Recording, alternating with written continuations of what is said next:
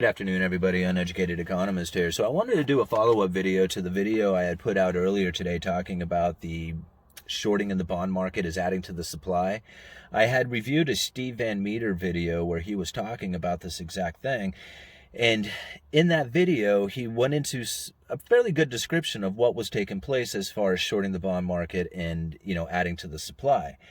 One of the things that I was looking for that I did not see or hear Steve mention was the Treasury General Account. And I put out a video talking about the topic that Steve had brought up as far as shorting the bond market and adding to the supply. And then I took it a step further by adding into the equation what's going on at the Treasury General Account. Now, a lot of people had mentioned, I wouldn't say a lot, but a few people had mentioned something that I was saying Steve was wrong, or something like that. And I was not even trying to say that. Steve is by far, he's the bond king, right? I mean, he knows about the bond market much more in depth than the Uneducated Economist does.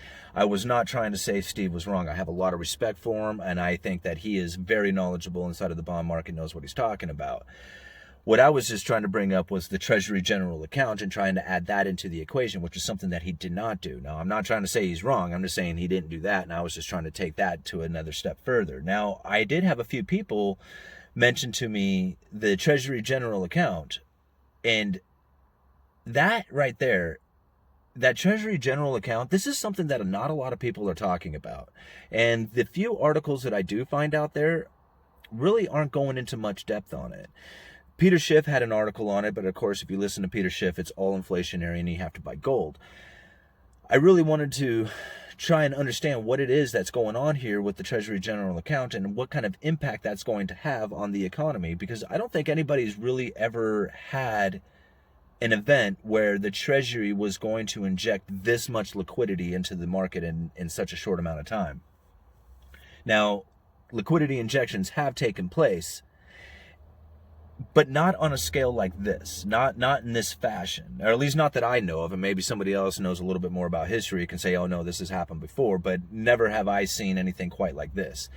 Now, one of the comments that just recently came up in that video that I had put out earlier today came from a gentleman, John Smith, who said something about where did the Treasury get all this cash? Where did they come up with all this money? Like, how do they have it? And that is a very interesting story. Now, I've told it a few times here on the channel, but I figured I'd bring it up again because there's a little bit more information after this.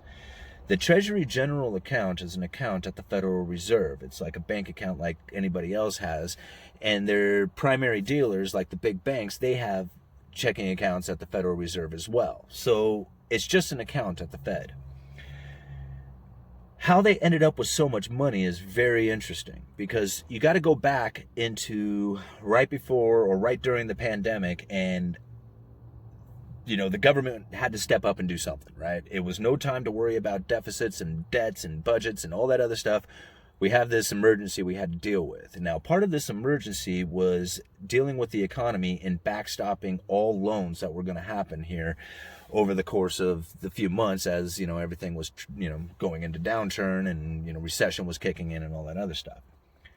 What they did is they set up lending facilities. Now, these lending facilities, they're only capable of coming into existence in unusual and exigent circumstances. Otherwise, there's no way there's no law that allows them to do it.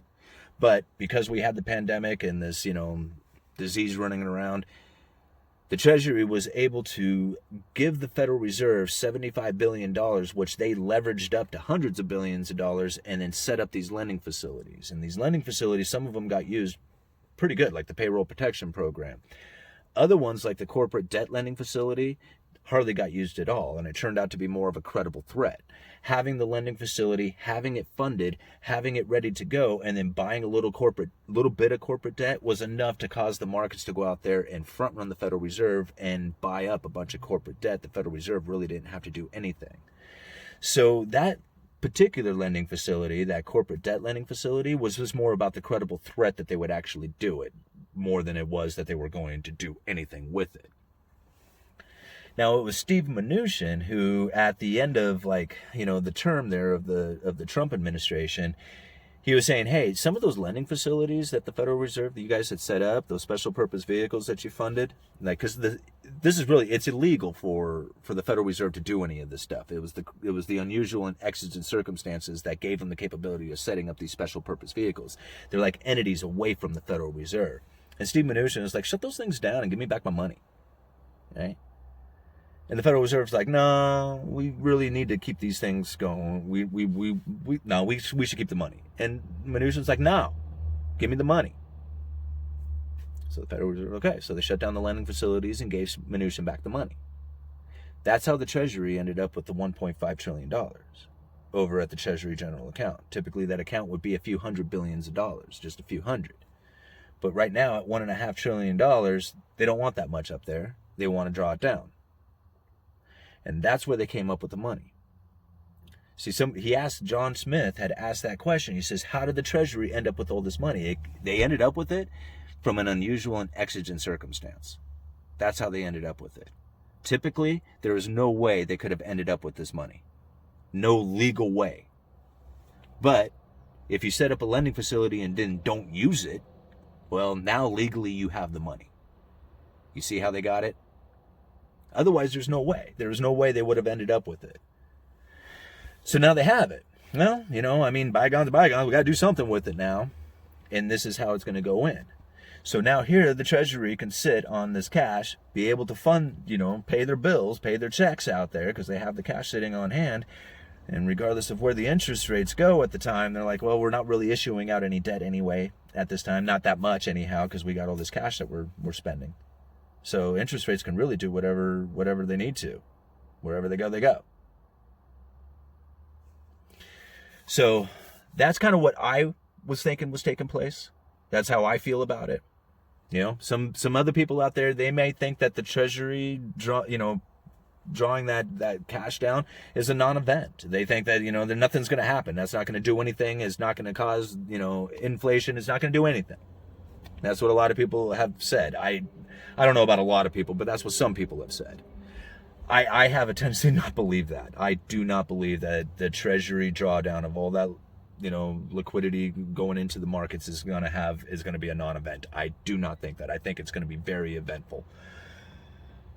I don't know exactly what's going to happen from it or what the Federal Reserve is going to do in relation to it, but I think it's going to be eventful. So one of the other things that I was reading after I had put out the video earlier today was something called convexity hedging.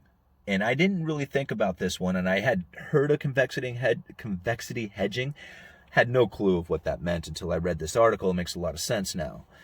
So ultimately, the best way I can describe it on what's happening is that if you can imagine as an investor, you have a portfolio, and this portfolio is all kinds of investments, and some of them are, going to mature throughout time.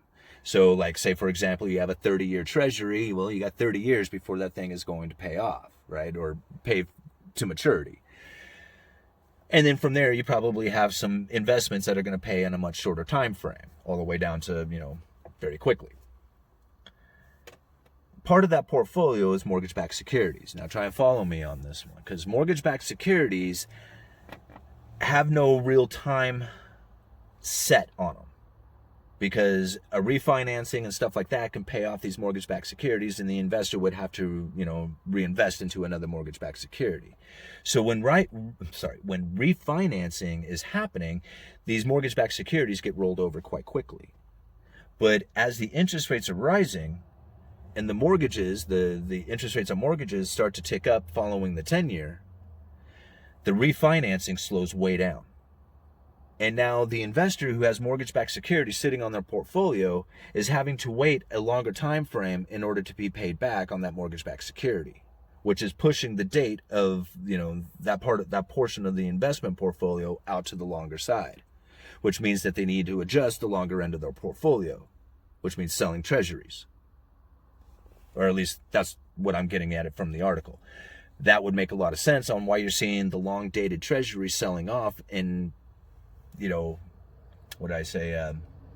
faster pace, I should say, as the mortgage-backed securities start to increase in, as far as the dates on their paying back due to the refinancing. Anyway, found that to be very interesting stuff. And yeah, I wanted to go and just make sure that everybody understands that I do not think that Steve Van Meter was wrong. Not by any means. The guy is, he's very smart when it comes to the bond market. And I just wanted to elaborate on the information that he had put out on his video with some of the stuff that I feel is going to be taking place here coming into the future. Wanted to do a mail call video for you guys, but I had screwed up the video earlier when I tried making it, and I had the camera reversed and was pointing the wrong way. But from Melbourne, Florida, I have received this book, the Peoples Cookbook from Flacco Jones, and I really appreciate it because in the letter, this is what he has to say. Dear uneducated economist, there is nothing more powerful than the idea whose time has come. Then he crossed out the word come and wrote returned. I am a regular viewer of your YouTube channel, and I always thought that my book would be relevant to your channel, as politics, laws, and economy must be understood as a whole. However, I did not want to pollute your channel with politics. But after seeing you read the letter from a Cuban American about the collapse of society, I think you might be more willing to give it a read. No need to discuss it on your channel or promote it. I just like to spread knowledge to those who are willing to listen. The book will help you understand that, much like economics, the genius of politic ignorance in the country comes from the population not knowing the meaning of words that govern them. Therefore, they cannot possibly comprehend the mechanisms that enslave them. I hope you will find the book to be insightful. Read it with purpose and without distraction. Sincerely, Flacco Jones. Thank you, sir. Thank you so much for sending me this book. And it sounds to me like you wrote a book about politics in a way that I want to write a book about economics. So, for those of you who don't know, I do have a reading disability where I have a hard time concentrating on reading anything longer than, say, 10 minutes or so. My mind just kind of wanders off. This looks like it's a fairly easy reading book, and at 100 pages, I would feel accomplished to actually get through this thing and read it. So, since I am looking to try and write a book about economics in a way that you may have wrote a book about politics, I'm gonna give it a shot. I'm gonna try and read this, and I really appreciate it, Flacco Jones, for sending me this book, the People's Cookbook. All right, I will leave links down in the description for you guys. Uneducated Economist, you let me know.